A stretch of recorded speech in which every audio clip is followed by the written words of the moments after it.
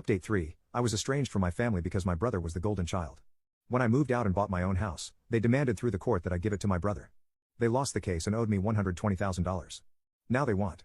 I don't know how long the attack lasted, but at some point, I heard voices, distant at first but growing louder. People were shouting, footsteps running toward me. I saw someone grab Ryan, pulling him away from me, but I was too far gone to understand what was happening. I blacked out.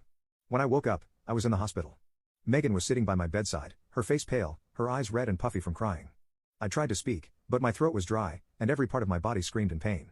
"You're okay," Megan whispered, squeezing my hand. "You're going to be okay." But I wasn't okay. I had multiple fractures, my ribs, my left leg, my right arm.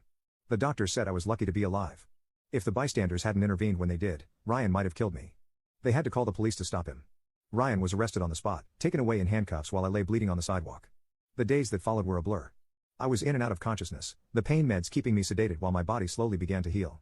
Megan stayed with me the entire time, refusing to leave my side.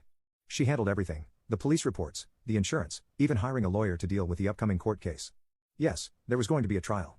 Ryan had been charged with assault with a deadly weapon, and given the extent of my injuries, he was facing serious jail time. When I was finally lucid enough to understand what was happening, Megan filled me in on the details. Ryan had completely lost it after Karen left him. He spiraled into a deep depression, but instead of taking responsibility for his own failures, he blamed me. According to the police report, Ryan told them he had been waiting outside my house for hours, planning the attack. He came prepared with the iron rod he had taken from a construction site near his apartment.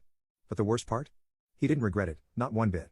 When the police questioned him, he told them he deserved to hurt me, that I had ruined his life, and that he was just getting justice for what I had done. He truly believed I was responsible for all his problems, his fiancée leaving him, our dad's financial troubles, everything. I spent weeks in the hospital recovering from the fractures. Every day was a new kind of hell, physical therapy, endless tests, and the looming court case hanging over my head.